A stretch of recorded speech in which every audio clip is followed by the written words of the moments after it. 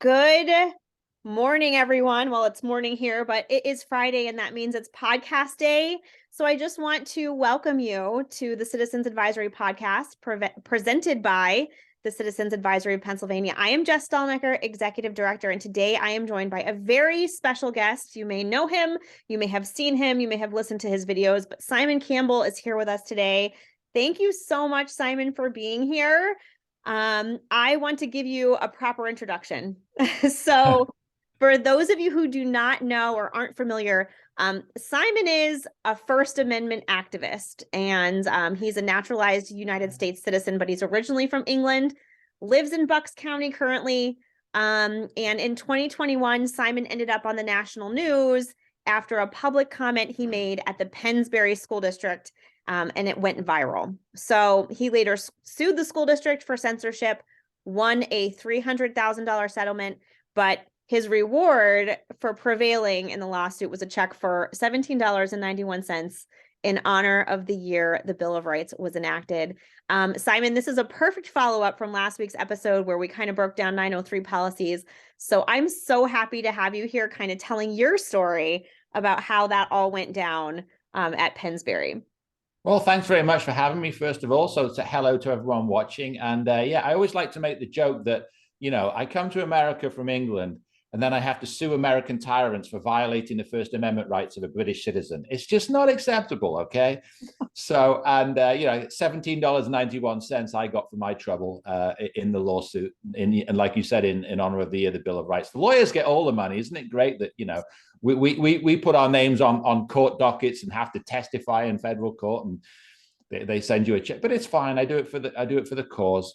And I think it's just very important that folks understand that when you're speaking to government, public comment, and in my case, a school board, or even if it's local, township or municipality, we have rights. Yes. And these tyrants that sit on the other side of the table and that think that they can control what we say. And that was the whole premise of the lawsuit. We had 3 other speakers ahead of me. 4 of us sued the school district that wanted to talk about critical race theory and some of the books that are in the classroom. And I was talking to a mom in the hallway prior to my public comment that went viral. And she said she was too intimidated to speak in front of her school board against these books and the curriculum because of the fact that the school board solicitors were screaming at people, "You're done, be quiet, sit down," censoring. So by the time I got to the public comment podium, I was in a bad mood because this mom had been silenced, right? So when the school solicitor starts trying to tell me things like you have to be quiet, you're not allowed to criticize the school board president. I had called her Benito Mussolini, and he didn't like it. She didn't like it. And I'm like, it's my right to call the school board president Benito Mussolini. So I think folks have to remember that. I know you talked about the policy, these public comment policies in the last podcast. I don't care what any policy says. This is my philosophy on speaking at school board in front of government. If you as a citizen, you or any of us know our First Amendment rights, it doesn't matter what their ridiculous policy said. It's a mindset. You have to sit at the table and say, this is what I'm talking about. This is what I want to say, and you're going to listen to me. And if you don't like the criticism, I don't care. Right. So that's the number one most important thing for people to remember. Have the First Amendment attitude. That's so true. And I will tell you, Simon, that I have been that mom. I've been the mom who's been too afraid to get up in front of the school board. And it wasn't until I started listening to you and to others and other school board, other parents speaking up at school board meetings that I was like, really, like, these are our elected officials. Like, they're there to serve us. They're public servants. Like, why am I afraid to approach them? So I think that intimidation was working on some parents, but I think over time, when you realize that it really is your right to speak to them and to address them and to ask them questions, then you kind of have a little leg of courage to stand on. At least that's how it was with me. Yeah, well, I think that the more that school board directors, far too many of them are very petty. They get in, it's like a little power trip for them. Oh, I'm a school board director. I have power. And too many parents feel that they are powerless. And I think the most important thing, public comment is great. And in my school district, the school district records its public meetings so that public comment gets recorded. But I always tell folks, if your district doesn't record the meetings, and I'm talking about public comment in particular, take your own video camera or have a friend come with you and videotape it, because under the Sunshine Act, all citizens have a right to record what goes on at school board meetings. And it's great to catch them in the act of either ignoring you or in my case, trying to censor you, because what they want, these petty school board tyrants, is not to be questioned. And most importantly, they don't want it made public. So my attitude on getting change and reform, because I know we're going to talk about that, number one thing, record yourself, record the people you go to the meetings with, record them, point the camera at them. So if you ask a question and they say things like, this is public comment, we don't have to answer questions, which a lot of them do, then you just like ask them the question anyway, be disobedient, and then film them like not answering, and then put it on YouTube. Right. And that's the kind of thing that makes them crazy, but that's the kind of thing that gets results by holding public officials accountable. That's when parents can affect real change. We need to change the dynamic. So instead of being intimidated by them, they're intimidated about not serving us. And I think that's key. Video cameras. Exactly. We actually do encourage, and we say this all the time, because we get emails constantly, our district is shutting us down. We're not able to speak at meetings, et cetera, et cetera. What should we do? We're always like, videotape it and send it to us. Because it's so much easier for us to actually see it, happening, and to have proof that it's happening and how it's happening. And then we can actually take action. But the videotaping, we always encourage people to do that. Yeah, because what happens is if you get one person that's badly treated, but it's video recorded and then it's put on YouTube or on any other social media forum, 10, 15, 20 people might see it, get really fed up. And then instead of being one person at the next meeting, there could be 10. Right. And then 10 people are all showing up, giving them a hard time. And then you put that video online. And that's how the dynamic changes, where we want these bad public officials to lie in fear of the public critiquing them. And that's democracy in action, isn't it? It absolutely is. So I want to know, how did you decide? And what, it was not just you, it was a group of parents, right, who went after Pennsbury and were like, yeah, we're filing a lawsuit. This was ridiculous. How did you decide to do that? Well, in my mind, it was so blatant what they were doing. I mean, they were censoring speech based around content. They didn't like the speech that was being, there was 3 other citizens and myself, 4 of us filed the suit. Okay. And they just didn't like it. One guy was talking about critical race theory in these books. Another guy was just very, very sharply critical of them. And they had this ridiculous policy in place, this public comment policy, this 903, that basically allowed them to say things like, we can halt speech that we deem, quote, inappropriate. Well, as the federal judge noted in court, that's basically carte blanche to censor anything you like, because if you can just say, well, we'll stop speech that's inappropriate. Well, what's that mean? So we decided, we found a nonprofit group, the Institute for Free Speech, that represented us pro bono, and they got paid on the back end through the school district, their insurance. So that's how it came about. And we were there really for the precedent. We wanted the precedent set that this garbage 903 policy at Pennsbury, which, by the way, I don't know if you covered this in the last podcast, that's a template.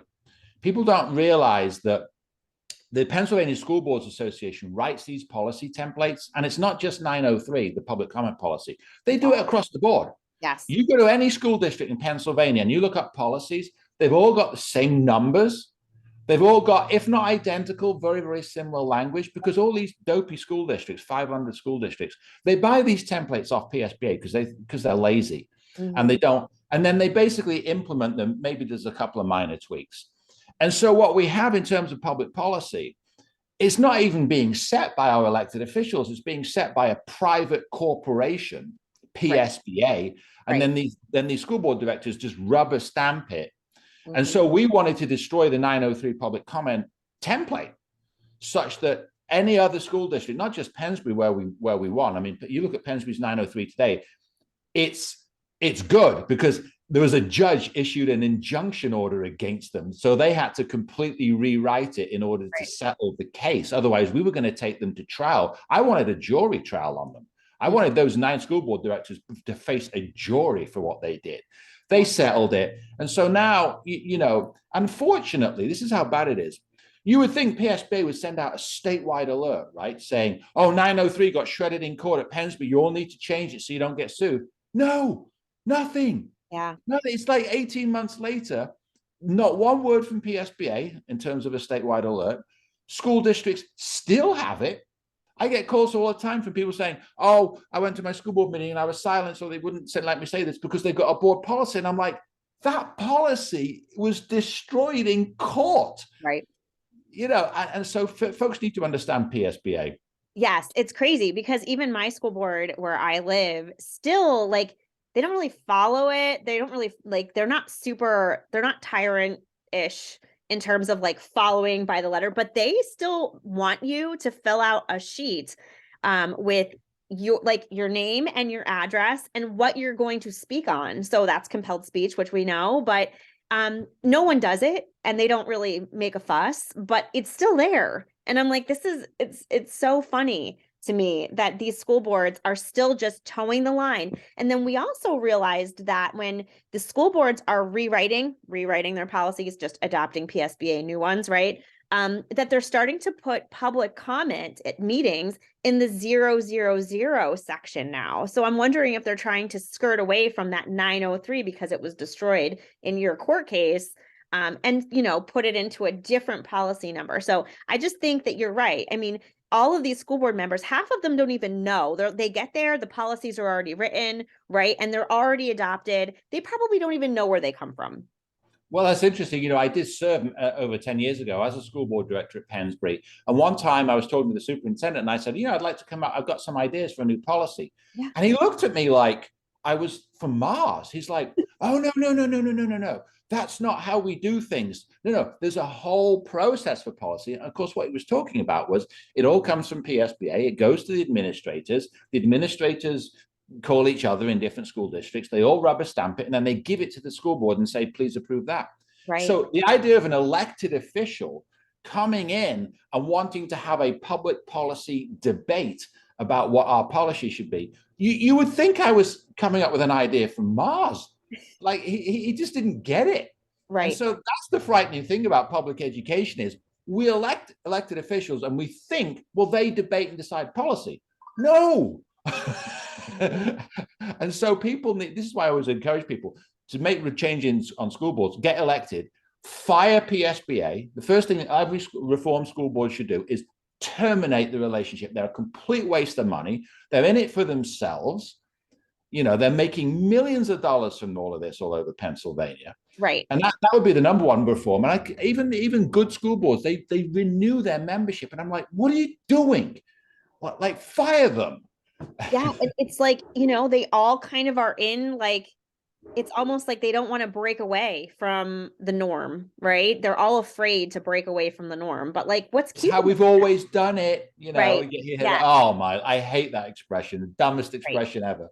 Yes, exactly. So, yeah, I mean, I think really parents need to understand they are our elected officials. Like we do hold the power. We just have to take it. So, what kind of encouragement do a lot of times every day we see like this doom and gloom kind of thing, like things are really falling fast. So what kind of encouragement, Simon, would you give parents like in today's situation, in today's world? Like, I do think in a lot of ways, we are winning in the courts. Like we are in a lot of different issues. So what kind of encouragement do you have? I would say to parents, get active, go to the meetings, go with friends, take your video camera, do all the things we talked about, publish, profile, share with other groups. That anytime we get these videos, we should all be sharing them. Yes. Doesn't matter if you live in that district or not, because that's number one. And number two is understand that school board elections are low turnout, low voter turnout elections. A lot of people don't vote. It's really important that everybody votes and votes in primary elections. Yeah. So school boards, a cross-file primary, a candidate can win outright in May in an already low turnout year because there's no presidential, no congressional races. And so I tell folks, number one, make sure you vote. Number two, make sure everyone votes. And number three, consider running for school board yourself. And if you don't personally want to do it, maybe find a friend or a colleague or a like-minded person who would be interested, and then gather a team of yourself and friends and volunteers and run for office. People don't understand that school board elections can be decided by as little as 5 votes, and I'm not kidding. We're talking about hundreds of votes here. So basic things like door knocking, literature drops, and forget about the political parties. In my experience, they're a waste of time. Yep. Just gathering like minds together Mm-hmm. and getting behind some candidates. The number one reform is take over the school board. Yes. Run a slate of 5 or more rules the day. Yes. The teachers union are very active in school board elections. All the teachers vote because they want to be able to negotiate with themselves at collective bargaining time. Right. And the taxpayers often don't get a voice. So I always tell folks, to run for school board, you don't have to be a parent. If you're just a taxpayer fed up with your property taxes, run for school board. We need fiscal responsibility put into these school districts. Absolutely. Oh my gosh. In my district, we just laid off 12 teachers. The fiscal response, we raised taxes. Our taxes aren't terrible, but like we have nothing to show for it. Our building is falling apart. We just furloughed 12 teachers. So I'm like, what are you doing with our money? What are you doing? And unfortunately, the sad thing is, something in most districts, about 75% of the annual budget is in labor costs, salaries and benefits. And the teachers union, here we go again. I've been doing war with the teachers union for years. They collectively bargain, and what the end result is, they consume massive amounts of money. And most teachers, lovely people, but they don't pay as much for their health care as the rest of us do. Right. They've got defined benefit pension plans guaranteed for life that school districts have to pay for and budget. Right. Set by the legislature. So a lot of school boards, particularly the more liberal school board directors, they get together with the teachers union, collective bargaining, and it's like happy family time. They're giving away the farm. They've locked the school district in for the next 3 to 5 years on some ridiculous contract, and then they go, oh well, we've got no money for the buildings, or to the point you made, Jessica, they're furloughing teachers. Right. When I got elected at Pennsbury, I was just like, we're not going to increase the teachers' contract for 3 years. And that was my attitude. And of course, at the time, I was told, "Oh, you'll never get elected. You can't go against the teachers' union." Yes, you can. There's more taxpayers than teachers. It's a numbers game. And I was a teacher, a public school teacher for 18 years, and my husband's still a teacher. But I still agree with you. I feel like there has to be this like balance of fiscal responsibility, and those teachers' unions are nothing more than political action committees. I mean, in terms of what we were lobbied on as members of that union, it was all political, so much of it. So and the horrible thing about the union is how it gets its money. School districts have signed collective bargaining agreements where they deduct at source teachers' union dues and PAC money. So our public payroll systems that we finance as taxpayers are in the business of collecting political money, automatic deduction sent to the bank account of the union. And I've always made the point, first of all, we should make that illegal at the legislative level. And I've been lobbying for that over the years. But even at the local level, school districts should tell the teachers union, collect your own flaming money. Because you know what? If the union had to go to a cap in hand to its own teachers, how many of them would say, you know what, how much is it? I don't want to be paying this. And what is it for? And what's it for? It's all political money, and we should not be in the business of helping the union collect political money. The NRA doesn't have access to the public payroll system. The Birdwatcher Society of Pennsylvania doesn't, but the teachers union does. Right. Exactly. So we need to cut off the money. Yeah. And I think you're absolutely right with this whole, we've actually seen this in our primaries in some of the local school districts and some of the other school districts that we're working with, or that we have people that are taking some action, that they really did get like their slate of 5, like in the primary into their school board. So I am hopeful that that is really the way to go. And, again, just to reiterate, it's important for people to go to these meetings. I think a lot of times parents just kind of want to be like in the background, just kind of take it for granted. Everything's going fine. My kid's doing well. I'm good. But they really do need to be paying attention. And grandparents are great. Grandparents should do, because most grandparents, they're older school. A lot of have what I call traditional values, which is good. Good. And grumpy grandparents are fantastic with video cameras at public school board meetings. So if you're a grandparent and you're fed up with what's going on with your kids, your grandkids are being taught, go down to the school board meetings and be really grumpy with them, and then put it on YouTube. Yes, yes. We'll help you. We'll help you put it on YouTube. Yeah, yeah. Oh boy, my dog's barking. Well, Simon, listen, thank you so much. Is there anything else that you'd like to share before we end today's podcast? Yeah, I would just say, just on an upbeat note. Just don't let them get you down. Yep. We have the numbers. Taxpayers and parents. There's way more of us than there are, folks PSBA, PSEA, and so that just means getting active, getting others active, recording, running for school board, or helping someone else run, and just in your local community school board elections. I mean, it's a small time affair. You can do the door-to-door literature drops and really get people in power. Our people, not their people. So I would encourage people to stay active and stay involved. Thank you so much. Can you tell everyone where they can find you? Your videos are great. I love watching. Mainly I'm on YouTube these days. You can go to, youtube.com/Simon Campbell UK, in honor of my British background. Yes. Well, you could also check us out on our website at citizensadvisorypa.com, on Facebook and on Twitter, Citizens Advisory of Pennsylvania, of PA, sorry. And if you loved today's episode and this interview as much as I did, don't forget to like, subscribe, and share. And Simon, if you want to put this up on your YouTube or share it, we've got that. We can get it to you too. Yeah, please do. I look forward to it. Great. Thank you so much. We wish everyone a really great weekend, and don't forget, stay involved. Thanks, Simon.